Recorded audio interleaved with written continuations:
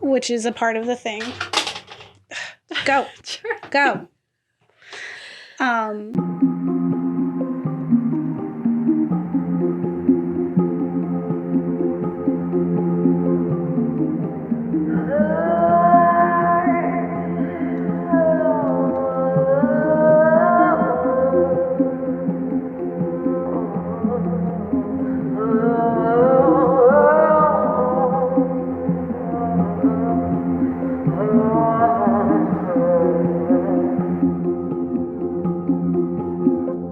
Hi, I'm Kat. And I'm Gabe. And we're The Ghouls Next Door.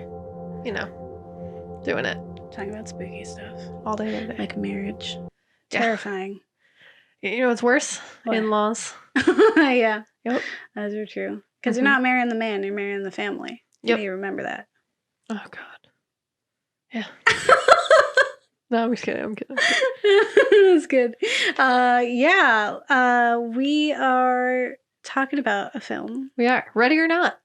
We're going to tell you what it is. We're talking about Ready or Not, which is a movie. That was good. That was good. Yeah. Oh, goodness. And honestly, it's a fun time. It is totally just like a 1%, they suck Yeah. time. Yeah. It says a little more than that, even if not intentionally, but Yeah. it was entertaining. Yeah. Oh, yeah. I think, so it was, 2019? Mm-hmm. And we actually went to a pre-screening of it. Yeah. So I'll have a picture here that we saw it when it first came out. We went with our friend Jeff. Mm-hmm. He didn't sit with us. No, he never does, because he likes to sit right at the front so that you're like looking up directly at the screen. Yep, because that's better. Yeah, it was such a and honestly, people, you might remember Jeff from our video games episode, but he actually comes to a lot of our pre-screenings for horror movies. Like, he loves horror as well. He's the reason why I'm the horror tribble. Like, he helped name me that. And so he's like our like phantom third ghoul. He's always Jeff. in our yeah, thank you, Jeff. He's in our basement. His first one in our basement. That's true. Oh my gosh, yeah. Yeah, so this one's to you, Jeff. This one's for you. Yeah. Happy soon wedding times. Next month. Ready or Not, it's coming for you. So. Yeah. I think it'll be a lot better. I don't think you have to play games in this way. But I mean, marriage and all that, it's kind of a game. When you think about it. But yeah, so... It's just taxes. Yeah, just better time. And healthcare. Yeah, a good health plan. That's fine. America. Not that deep. It's just a contract. Yeah, Mike was saying he saw this tweet or article or something where someone was listing all the reasons why they don't believe in marriage. It's like a woman, and one of the reasons was like, well, I'm not property. And the whole thing about marriage was like that the father would sell off the daughter to the husband. Now you're the husband's property, which is why your name changes, right? And so it's just like, I'm not that, so I don't want to. I don't want to keep doing that representation of that, Yeah, I mean, there's a long history of why marriage is really gross. Specifically, when I did my senior thesis in college, we did it about, I wrote about basically merchant culture and the development of capitalism and birth of that in Italy when they started to develop commerce and go against traditional Catholicism and all that stuff. And basically in Italy, if you were a woman, once you got married to somebody, you exist now. You were added to their tree until you die. If you die before an appropriate age, one, they would kill your kids sometimes or put your kids in orphanages. It depends. They don't matter now. Yeah, and then they would have a new wife, and then your name would just be erased. You never existed. Ever. But that's just a fun fact. Yeah. Well, think about royalty and stuff, right? All the women who couldn't bear a son or whatever, and it was not everyone thought it was a woman's fault. I was like, that's not how that works. Yep. Or if they had a miscarriage, and so they would be treated as if they had committed murder or something, or that you're only as good as whatever pops out of your womb, right? That's all you are. It's a womb machine, and you cook food. Sucks. Yeah, so I understand marriage is horrifying. Yeah. And this film is fun. When I remember when we watched it in theaters, we had a really good time. It's silly. There's a lot of funny lines that they throw at you. And I remember in the first go through that it's definitely very obvious, the whole like rich people suck kind of idea. And there's parts of it that where you were just like, yeah, they do. Yeah. And I mean, yeah, I went into this the first time. Really, I feel like we had just watched a bunch of films that were very upsetting recently to when we went to see it. And I was ready to be offended. I was ready to be like, what is wrong with this? Yeah. Tell me. I was like, I'm going for it. I need to know what's wrong with this film. I'm going to be offended at some point. I'm waiting for it. I'm on the edge of my seat the whole time.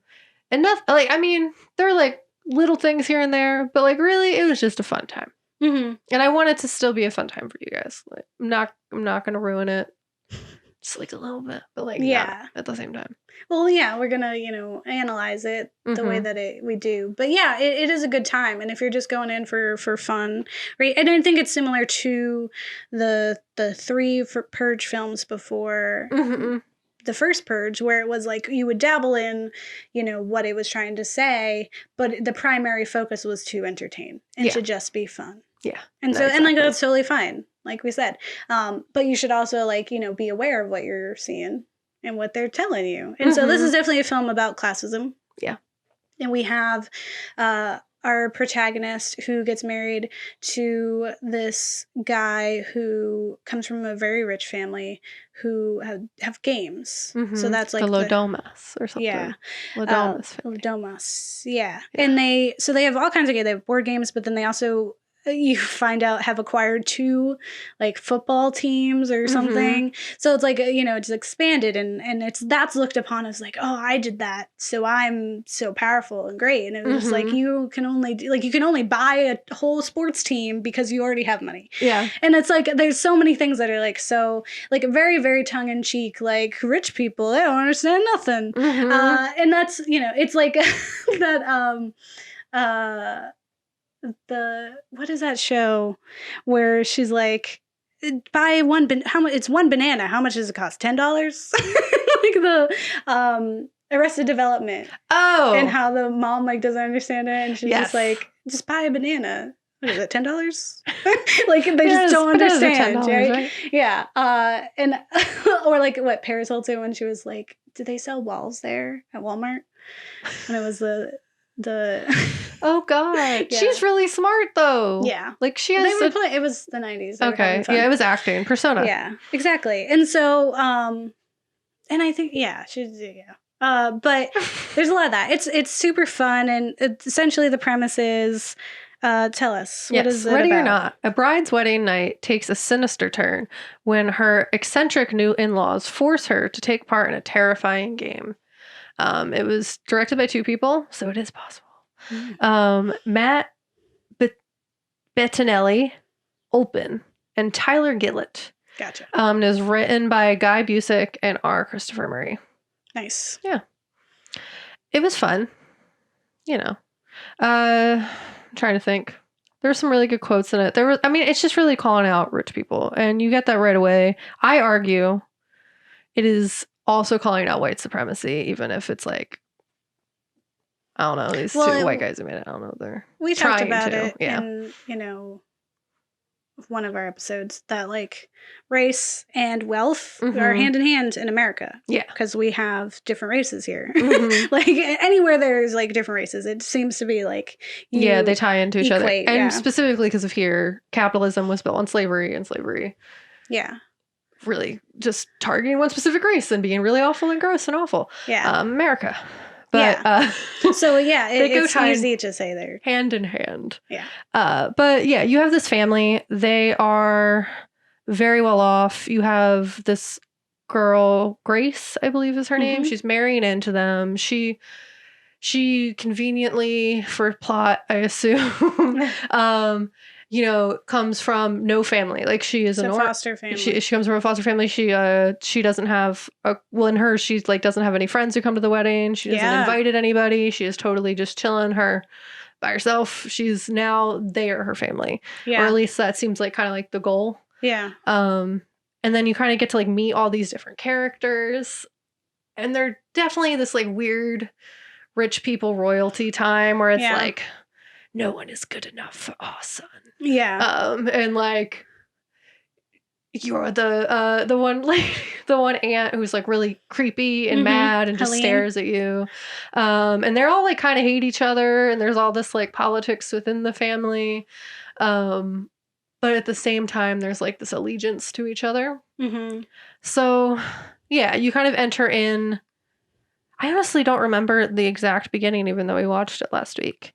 Well, the very, very beginning is them is the first hide and seek. Yes. Yeah. Okay. All right. Cool. And then after that, it's the wedding day. Yeah. So you kind of get a glimpse into this weird ritual, which in this case they wore masks for this one. Yeah, and he said this is the 80s. And you see where one brother puts the other in the closet. Yeah, to protect him. But then he rats out and says, "Here he is." And so and we see that same thing happen later. And that character sees kind of like how it is replicating, like it happens every time kind of thing. Where it's Adam Brody. I forget what his character's name is. But he was like, when he was a kid, ratted out the guy. He found him, and so they came and killed him. Which is a part of the thing. Go. Go. So he rats him out as part of the thing. And then he later, his nephew tries to shoot Grace because and his mom was like, "Why'd you do that?" And he was like, "I don't know, everyone was doing it." And then she says, "I'm so proud of you," which is the same thing that his mom had said to him. And this is moments after he had just said, "We deserve to die." Yeah. And she said, "My kids don't." And then that happened. And it was like, but don't they? Yeah. Because they're going to do the same thing. Yeah. I mean, it's like this whole... So, I guess the premise, they start with this hide and seek game. And you kind of see this like loss of innocence when Adam Brody's character like tries to preserve his brother's innocence over his own, understanding that they have to participate like in the sense that he'll get in trouble if he doesn't announce it, but he doesn't want his brother to get in trouble. So he's the innocent. Alex is the one that's in the closet, like hidden from the reality of what the family is doing. And he Adam Brody's character like weighs on himself so much that like that was his duty to protect his brother and will always be his duty to protect his brother from like the reality of what their family is. And if he has to partake in it, he'll take on the force and the brunt so that Alex can get out. So like Alex is estranged from the family, actually gets to go live his life, whatever, and comes back for this wedding. Like Adam Brody is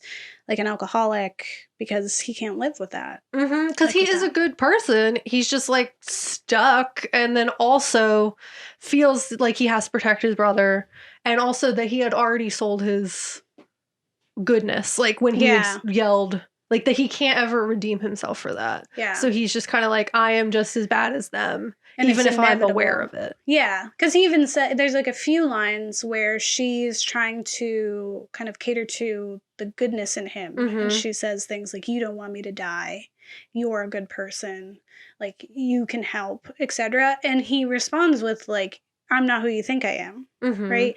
And that's because he doesn't believe he is that either. He also has given up on himself and on his family, and it feels inevitable. And I think that kind of ties in directly with Alex. And one of the quotes that you highlighted was when he talks about like when he finally got out, it was because he had realized like, you know, he was going along with what the family was doing and they had to like sacrifice goats, right? And he was like, well, you know, whatever. And he was like, I left because it wasn't because sacrificing goats was scary. It's because it had seemed normal.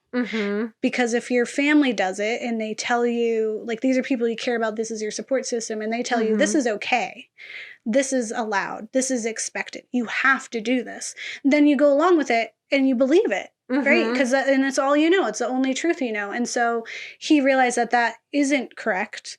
And so then worked to leave that when he finally acknowledged it. Yeah. And there's like this whole kind of, as you said, inevitability with it. So, you know, when he's there, he has that moment with.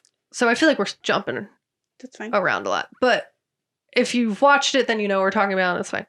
Watch the film, then come back. We'll have a conversation about it. So yeah, like when he's tied up and he's like, he's trying to be the good guy the whole time, and you kind of get this sense he's trying really hard. You know, and then he's having this conversation with his mom about how like he thought it was normal, and like how the reason he left is because when he realized it wasn't, that it didn't sit right with him, and like he knew that he had to get out to try to see what the rest of the world was. And I think also to just fill this role of being a good person that his brother always held him to, like that his brother like thought he was safe from this, he was better than this, he needed to get out. He had not been the one to reveal the guy in the beginning. He was still savable. So he kind of sent him out, and then you kind of have this moment later where he's like, well, it started to feel normal. It started to feel okay. It felt like what I was supposed to be doing because my family told me that it was. And you kind of have this like unsureness of like, if he actually believes it, if he actually was ever going to be redeemable, if like this, there's like this, I guess as we see in white supremacy, it's a systemic thing. So it is ingrained in everything. So you can't help but like notice its impact on you. And when you have bad thoughts or like inappropriate, or like, you know, you have impact by it and you have to acknowledge it. You have to look it in the eyes and be like, I read a really good post about like, it's the shadow and you have to become friends with the shadow. You need to understand the shadow. You need to talk down the shadow every time that it tries to take over kind of thing. Cause it's like, it's something that's so ingrained in every part of American society that you cannot escape it. You're not cured. Like, you know, it never goes away entirely, but you have to talk it away from you. Like you have to work through it. It's an endless battle. It's not going to be easy. You're going to fail. Like, what, mental illness, right? Yes. It's not one pill, now it's over. Like you don't have a vaccine for Or it's like when the people say they're cured from being addicted to things. Or you're cured of being gay. Right? Like, no, that's not how it works. It's just so ingrained in culture and society and who white people are that you actively have to work through that and like try to be a better person, try to go against all those like just culturally inherent instincts that come with whatever it is. A lot of this film, so there's two things I wanted to say. So one, a lot of this film reminded me of Get Out. For a lot of reasons. Like you have this outsider. In this case, it's not someone who's Black going into a white family. It's someone who is, you know, lower class coming into this upper class family, which is, again, they kind of go hand in hand.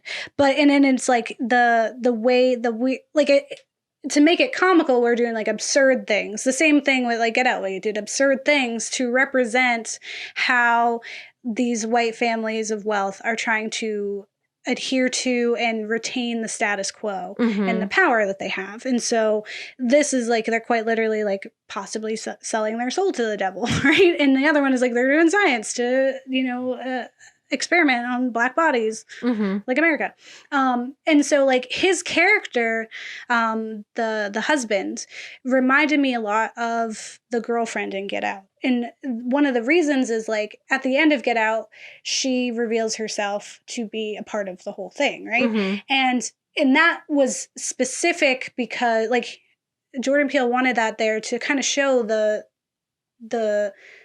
there isn't a white myth, savior. Like of the white savior or the white ally. Like you can't, like you're performative, and that at the end of it, you are just still kind of feeding into the status quo and contributing to the same powers that are, you know, hurting these people.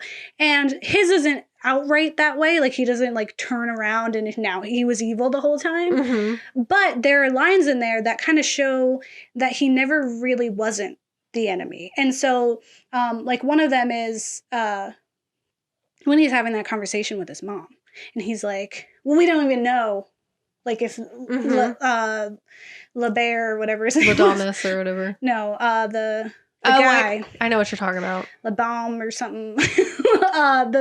The whatever thing that they kind of pray to. Nope, I don't have it in here, so it's fine. LaBelle. LaBelle, yes. So they're like, we don't even know if LaBelle's real, blah, blah, blah. And she says, please if you didn't believe in that, then you wouldn't be here at all. Yeah. You wouldn't have gotten married. Because that was the whole thing. And he says it, he explains it to her in the beginning when he's trying to like save her. He's saying like, you know, like we had to get married and we had to come here. We had to get married in this house. We had to play the game. And she says, we could have eloped, whatever. And he says, you can't. That happened to my cousin. That happened to this distant uncle, like my great uncle, whatever it is. They died, right? So he very much believes in it. And so even though he is trying to save her, he really isn't ever, because he does believe that if they don't sacrifice her, that they're going to die, right? And I think a part of what's very interesting and, you know, telling in the story is that all the characters kind of don't know if they believe, like, exactly, or, like, the history is kind of hazy. It's all hearsay. It's all like, oh, you heard of the other family where they died in the house fire, but, like, that's what they said it was, and we don't really know. And there's all this, like, loose understanding, and like it's all hypothetical, but that is enough to be fearful and to commit these atrocious acts that they're clearly not equipped for. So like in the dangerous game, which is like what it's kind of joking after, that's someone who is like, I want to fight you, or because it's a game, it's fun, right? This is, I have to kill you because if I don't, I could lose my wealth. Right? Which is the game that the 1% play with the lives of everybody else in this country all the time. So it's like whenever, you know, Jeff Bezos makes another friggin' $1 billion, like how many lives are lost or how many lives are put in jeopardy because of doing that? And he doesn't care. There are no good billionaires, right? Like you cannot use that money. There's no way. And it shouldn't be allowed. And I totally agree. You have like these people who work for them. So there's like maids and the butler. And you kind of see how in this, well, like as you were saying before, he knew like he probably thought they're gonna play checkers, whatever. Didn't play checkers. He believes it though. And you have like all the other family who's participating in it. And the first people who die basically are all of their servants. So like, and it all happens in ways where it's like it's like the one sister who kind of never does anything right. And she's on like drugs. She's like not. She doesn't know her impact, I guess, is also like a big piece of it, where she kind of just does stuff and it hurts people. Like she murders most of the wait staff. And like when they do that, there's no empathy. There's not like, oh my gosh, this person. Oh my gosh, how could you do that? It's like, well, does that count as the sacrifice? Or it's, no. That was my favorite one. And it was basically just like showing how like needless, I guess, like rich people, and like how carelessly rich people kind of take people's lives, and like they might not even realize the full depth of what they're doing. But they also don't care if they were to. Like when they do it, it's very much like it is a means to the end. It is a necessary, like their whole thing is that they have to get grace. But if they get other people, it's just a means to the end. They can get more. They need to do that. It's fine. Like, go sit down. Daughter who does not do anything right. Like, I need you to just separate yourself clearly.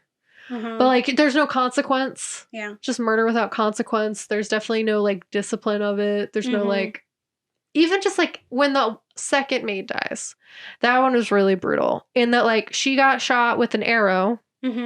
By accident again. And basically she's slowly dying. She's slowly dying, and you hear there's no sympathy. No. Like the aunt just goes and chops her head all the way off. To like make the noises stop. And like there's no acknowledgement. No one tries to like help. Absolutely They not. just throw them where they threw the sacrifices, the goat sacrifices. And so like another part of that is like there's that line when she dies and then they're reporting that she had died. When she first dies, the dad says, oh, she was my favorite. And then later when they're saying, and she already killed the other one, the one of the husbands, Fitch says, she was my favorite. And that reminded me of Knives Out when they kept making the joke about what ethnicity or what what the maid was. They're like, oh, that's his favorite Cuban like maid, or oh, that's his favorite Paraguay, or like it just picks a random South American country or a Hispanic country, and we're like, oh, she was from there. And that was the joke, was like, they don't see her as a person, they just see her as this thing, right? And so I was like, oh, that's so, because Knives Out is very much similar in this vein of like, oh, rich people. And like, you know, I think another part that was interesting about the servants though was that they also played into it. So they were pawns, but they also were contributing to this. So the one maid is reading to the kids. And she's keeping the kids occupied. She knows this girl is going to die, right? But what's more telling is later, well, there's the second maid comes in and tells them, I just saw her in that before she gets killed. Then the third one is hiding in the dumbwaiter. And Grace says, they're not coming after you, so you can come out and just let me hide. And that she wouldn't have been in trouble. Nothing could have happened to her if she had let Grace go in there. She comes out, it's fine. Yeah, the cameras are off. Yeah. And so, but she instead decides to yell and say that she was there. And so she, even though they're just servants, and even like the butler guy, he's going ham about it. He was like really trying to get her. Yeah, and that, to me, those were essentially like the middle class. Like when you're thinking about like the classes like we talked about with Snowpiercer in the middle of the train, was that they are contributing. Like they do not really benefit from this. They are also victims, clearly, but they don't see it that way. They have the illusion that they're one of the family as well. And so it's not until they're dead, so they can't hear, that they're just like, oh, I don't remember which one that one was, or let's just dump them into the pit with the other sacrifices because they mean nothing to us. It's like in Parasite when the guy is like, Mr. Park, I worship you. I greet you every day, and I lived in your basement, and I was thankful to you for putting food on my table. And he never knew that man existed, and he thought he smelled and he was disgusting. Like that is literally the same thing. Like, and talking about like the line too, what you hear in a Parasite, where he's like, he's always skirting the line. Yeah. And it's like, because the rich people do not think that they're family. They do not think that they're a part of who they are. They are just expendable casualties of everything that they put out. And there was another line that the one who is hiding in the dumbwaiter says, where I thought of it kind of signaling how rich men will abuse their power, position, and financial like status to basically take advantage of women. Because she said, I'm not like actually a maid. He just likes that I dance for him. And like basically shows that like he's just like literally abused, using her, doesn't care if she dies. Rich white men. Yeah, like she's just another commodity, right? Like she's something he bought. And again, like, I'm not a maid, I just dance. Like to see that as two, like you're not seeing that you're still serving a purpose. Like you're still a servant.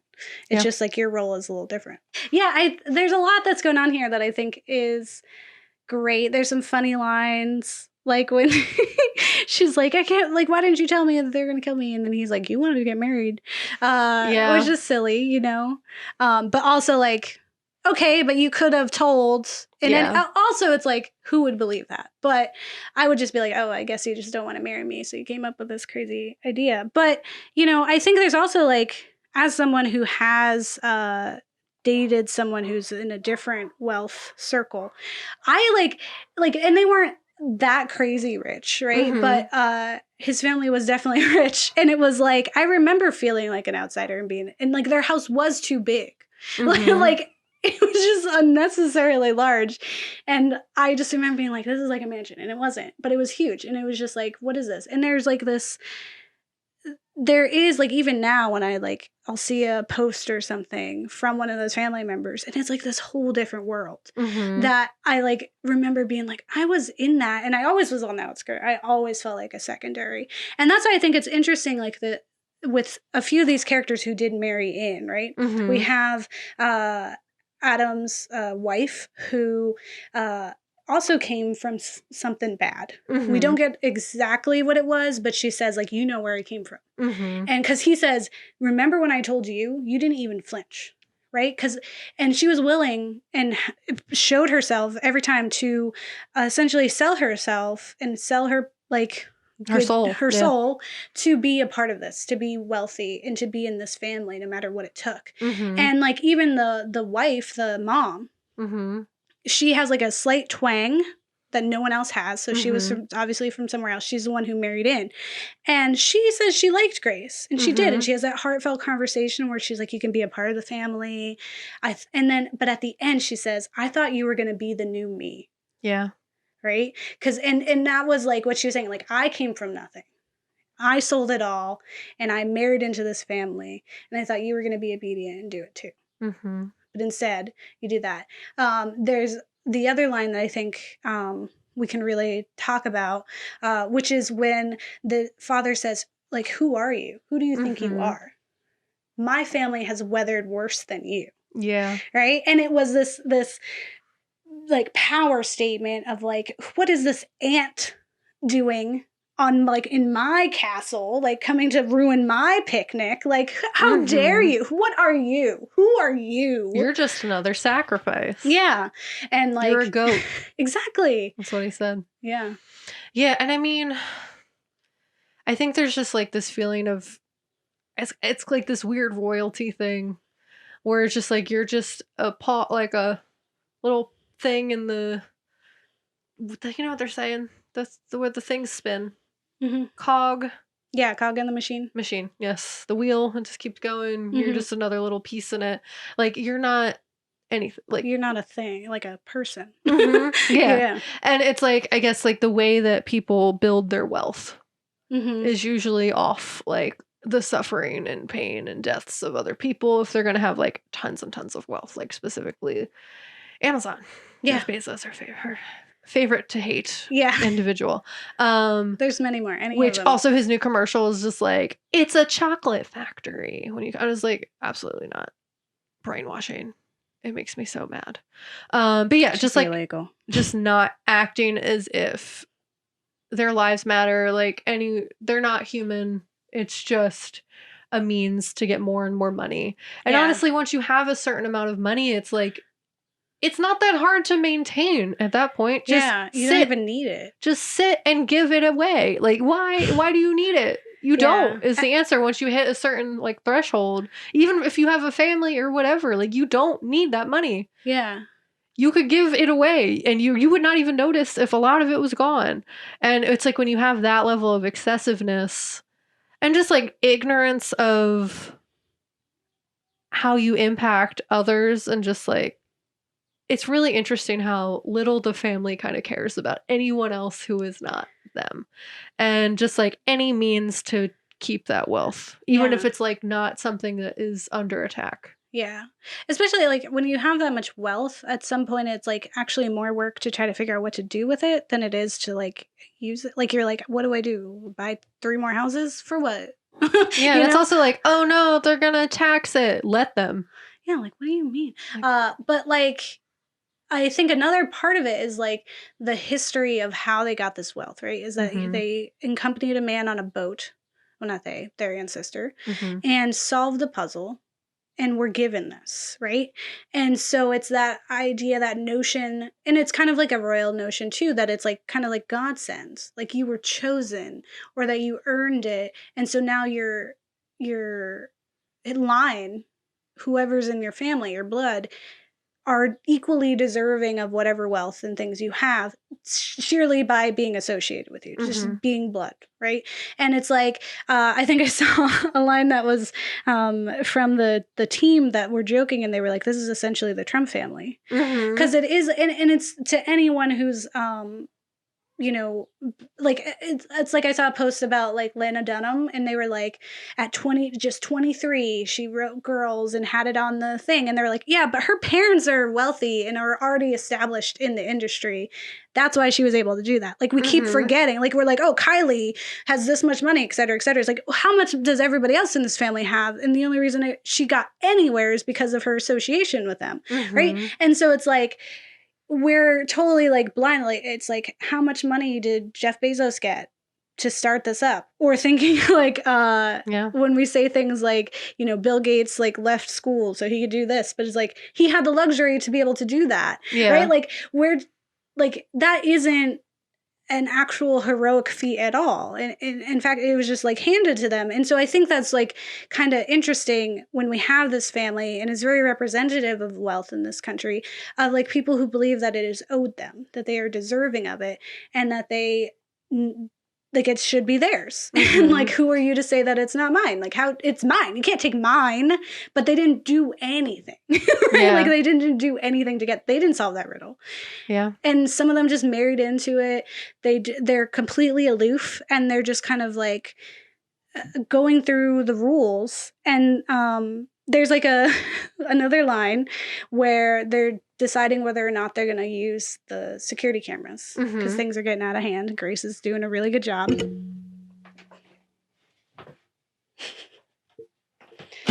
Just go. Okay. Where Grace is doing a really good job of evading them. And so they're like, well, I'm sure that great-great-grandfather would use security cameras if he had them. It's like, just because he didn't have them. And they're like, and then she's like, well, if we're throwing that away, can I have a real gun? I have a gun in my purse instead of this old ancient thing. And they're like, no, you can't use that. We have to use the tools that we're given. It's like, tradition, like, you pick and choose which tradition you want. And that's exactly like, one, it's like Christianity or Catholicism. Like, we pick and choose which things we want rules we're gonna do. Like, it's like, are you gonna be the person who's not allowed to wear jewelry, and women have to wear skirts that are a specific length, and you can't wear pants, or you're gonna be sacrificed, right? Or are we just picking the parts that we want to say are how God wants you to be, right? Yeah. And the same thing goes for like even just like our like Constitution, or like any the thing. Like, when we're looking back, it's like, you know, people like us are looking back and being like, well, the founding fathers had slavery in mind when they made a lot of things. When we had the Civil War, and the reason why we have the Electoral College is because the South, all the slaves would have had to count. And so they didn't want them to count. They didn't want them to have that much. So one, they made them 3/5, and they made the Electoral College to control that vote. So we can look at that and be like, that's why that exists. We shouldn't have this thing anymore because time is different. The same thing with like, when we think about Second Amendment rights, it's not just a blanket statement, because before it was muskets that you had to like pump. They didn't talk about AR-15s or whatever, going in and shooting your people. Like, it's funny that like the things that we pick and choose seem to favor a very specific type of person and a very specific class of people, versus people who are like, actually, all these things were put into place to oppress us, and we can look and acknowledge that technology in the world has grown, and we can advance and change it. And people being like, tradition. You also see it like how everyone always kind of like sees these issues, I guess, as like something that's going like, when the older generation dies, the new generation will fix all the problems. And then you also like see like how these kids, like how we mentioned at the beginning, where the son who's like so into it, like even before he goes to bed, he's like, yeah, I'm so excited, kill. And then you kind of have this like moment where, you know, Adam Brody character gets to see the exact moment that he did the same exact thing and feel really guilty about it again. But basically that like they're teaching their kids how to also kind of feel that these people are human, that anyone who's not in their family does not matter. That murder's fine as long as your family's doing it together. And that like all these traditions and like really problematic and not okay things are a part of what it is to be in this family. So it should be celebrated. It's something that your parent can be proud of you for.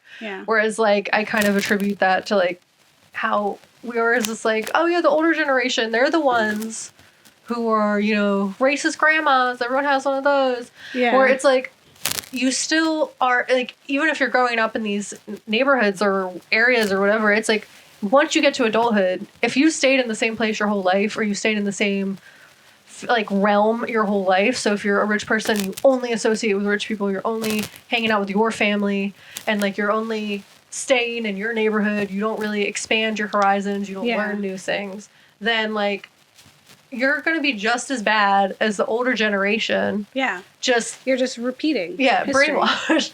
And essentially, like, you have a choice when you get to adulthood to try to leave and learn and do better, but not everyone does that. And more often than not, people don't do that. Like, it's more common for you to stay in your hometown than to get out of your hometown. Like, that's why there's movies glorifying the ones who get out. Yeah. Or, like, you know what I mean? And it's like, then you come back and you're like, ugh.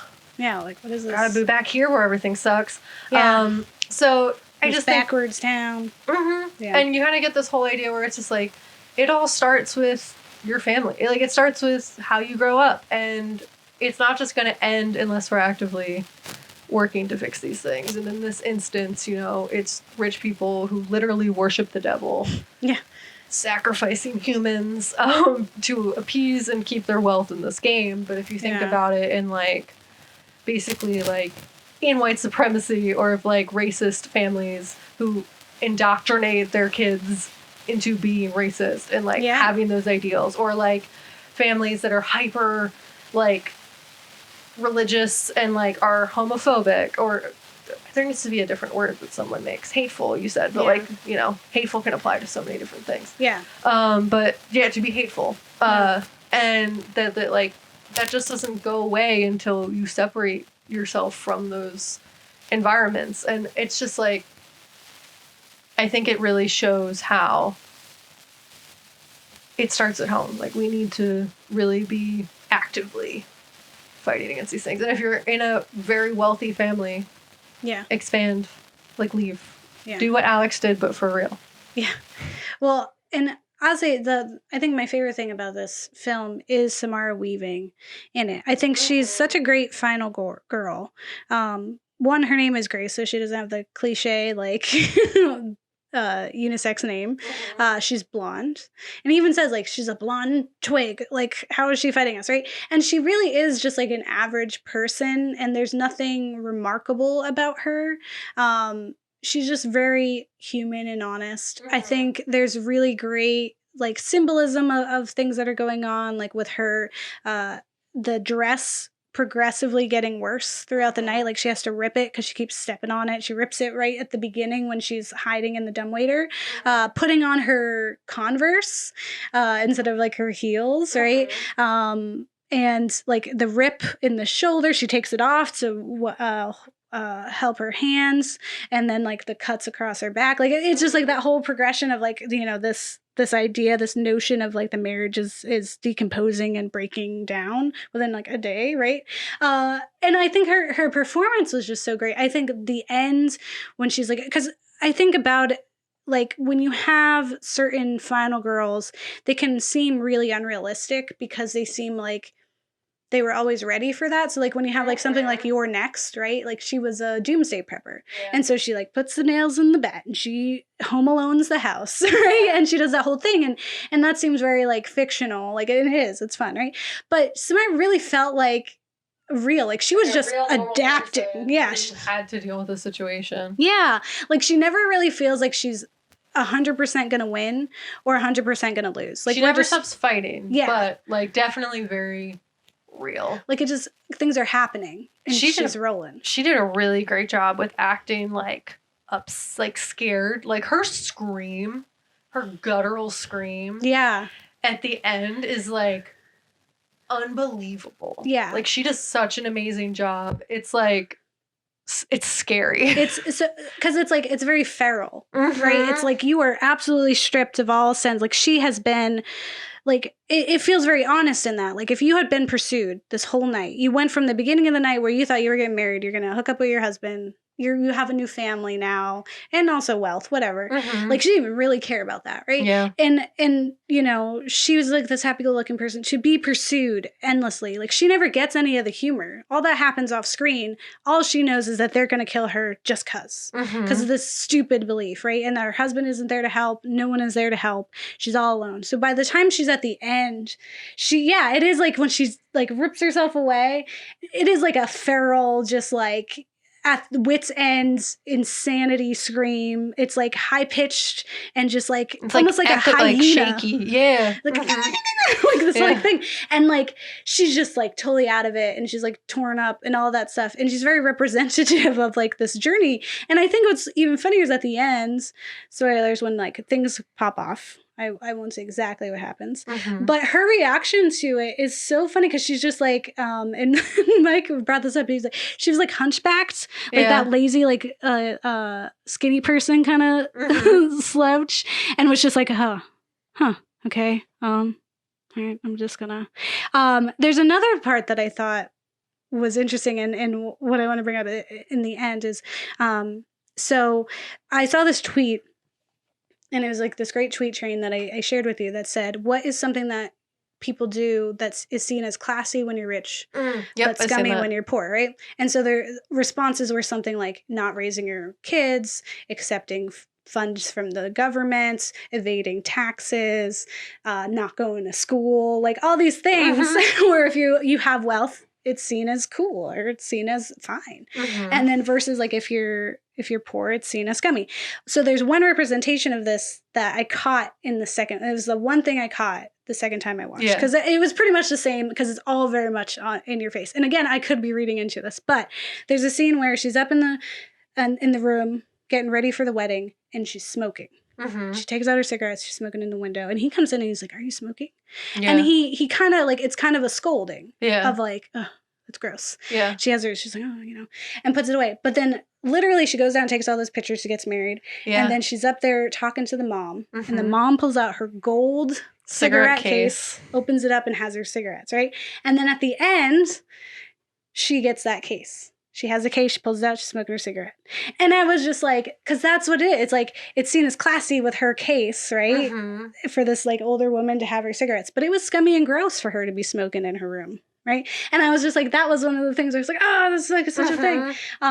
There's so much in this film that is just like really fun. Like when she talks to the OnStar guy, like Jason or whatever. I thought that was fun. And like that's also like representative of like the like even help isn't on your side. So that's kind of felt like a Get Out moment where it was like you think you can call for help, but they're going to be on their side. I'm super concerned about what happens after the film, like because she definitely seems like she murdered an entire family for their wealth because she's the only one left who can inherit it. So it's like, and like, what does she do with this money? Is she gonna like? Did she learn? Did she do anything? Yeah, I don't know. But, so, I mean, there's people who do like it. There's people who think it could have been saying more. I agree with you. Like, it's definitely how the original purges were, where it's just like, it's definitely made for entertainment, not necessarily to have some, like, big in-your-face meaning. It said a lot of stuff, but it wasn't, like, I think if it was maybe taken slightly different, it could have been more intentional towards, like, really trying to say something. But, I mean, it really did have its moments where it was really showing kind of how rich people just don't care about anyone other than their wealth and themselves. And even, like, within the family, just, like, if you're going to mess it up, then you're not... I think something else that you brought up when we were talking about it was the lack of any people of color. I think maybe one of the maids was, like, a little tan. And there isn't any, and my thing was like I'm happy there wasn't, because one, it probably would have had to be Grace's character, and then we'd end up with like a Get Out situation, and they were definitely not trying to make anything about race, and so they would have done a bad job, right? Because we don't need a bunch of white people chasing a black person in the house. Like we don't need that. But it was also interesting because I think the lack of people of color in the family is very interesting too, because it's like, would we have a similar scenario in those the people who married in, if like would someone who's black or Hispanic or indigenous or Asian or whatever, like be like marry into this family and still do those things, right? Like, and I think that's what's interesting. And like the sheer lack of that could be because they wouldn't believe that that person would play into it, but also because I think a part of that is the racism of the family, that they don't even see that person as like as another person as being as something they want and desire, right? Yeah. I can definitely see like either one of these brothers with their Tinder profiles being like, it's a preference, right? Like that kind of no. Yes. It's not a preference. That's not what that is. Yes. You can't exclude it entire like what? It's not how it works. But yeah, I think the lack of them says a lot with that. Like, I don't know if it's intentional, right? Because I don't know if the reason they didn't put anyone of color in here is to kind of avoid the things like we were saying with like Lily and Mirpur, or in Assassination Nation, of having a black character and not doing anything properly with them. So like maybe they felt like they weren't equipped. But I think in and of itself, that says a lot. It says they weren't equipped because we live in a time where if you were going to put that character in there, it would have had to be about race. There would have had to be race issues in it and race jokes or race like commentary. Like that would have, like if you didn't, it would have been blind, right? And that's a problem. So I think, yeah, it's kind of interesting that there isn't anyone in the family who's of color. Yeah. Which was like interesting. Yeah. No, I definitely had like similar like, why? But all like yeah, it's like one of those like kind of it's like were they just really just trying to? So it just seemed like they were really just trying to be entertaining and not try to say anything too much. Yeah, it's like nothing that like anyone isn't aware of. Like poor people generally know rich people don't care about them. Yeah, like even the middle class like kind of gets them, but they don't. They're not willing to make the sacrifices necessary to like enact change. That's the whole thing. Where it's I think it was just trying to be like not an offensive movie. Yeah, Trying to be a very inoffensive movie. I went in there with my glasses like ready to go. Like, what's problematic? Let's find it. Yeah. And there was not really much. Yeah. It wasn't saying enough to critique. Yeah, and I think it was trying to do, as you said, like how The Purge, the original ones, it was just like it had the opportunity maybe to say more if it was in different hands, if it was different script, but they just wanted it to be entertaining. Yeah, and that's fine. And that's okay sometimes. You know? Yeah. And it was a good movie. It was really fun. Yeah. And, you know, it maybe was a missed opportunity to do something a little bit more, but someone else can still do that. The Dangerous Game thing has happened so many times. Yeah. Like, you can reuse it. It's fine. Yeah. Well, next week we're going to talk about The Hunt. Yeah. And that's a different take on that same thing, right? And I think, like, it's like if you have this spectrum, right? That's on one end, we have the first 3 Purge films. This one, maybe like Knives Out. Although I think Knives Out is a little more in the middle here, or a little closer, because it very much is about, like, the whole thing is that. And maybe a little more. No, it's with election year. Because it was saying stuff, definitely. But it was still kind of like, it wasn't like in your face. And then on the other end over here is like Parasite, Get Out, and the first Purge. Right? So I feel like, you know, it's fine. Like when it comes to social horror, you can really pick a side, right? Like you could be It Follows, right? Where you're like, I could mean anything, really, right? Or you could be like Rosemary's Baby. Like, what are we talking about here, right? And so I think, you know, for that, it's like totally fine. I think it was a story that the majority of people can get behind, because the majority of people are not the 1%, and the majority of people understand that rich people suck. And so it's really fun to see them be ridiculous. The same way it's kind of fun to watch Get Out and be like, white people be crazy, though. And not even just white people. There's a reason why there's an Asian man in there saying the same racist things, right? Because you want to hit the person who's below you so you look like you're higher, right? And so I think, like, it's fun to poke fun at them because they're over there. They're different. But I think, like, it's all of what you kind of take out of it. Yeah. Yeah. It was fun. Yeah. Well, that was that. Yeah. Don't get married. They'll kill you. Yeah. Yeah. Don't get married. You don't even get kids. They kill you in the hide and seek. Or maybe play dominoes. But do you really want to be in that family? No. Yeah. It's the whole thing. It's like, do you want to sell your soul for convenience? No. Yeah. You shouldn't. He clearly didn't love you. He just wanted someone to care about him, and you didn't have anybody else, and that's what he's used to. He's used to having all the attention, being the one. And it's like he wanted to be better while not wanting to be better. Yeah, he didn't ever want to be better. Yeah. He wanted to be perceived as better. Performative. Yes. Oh, look at that. Well, that was that episode. So yeah, don't get married because yeah, just bad. you know it happens. Bad.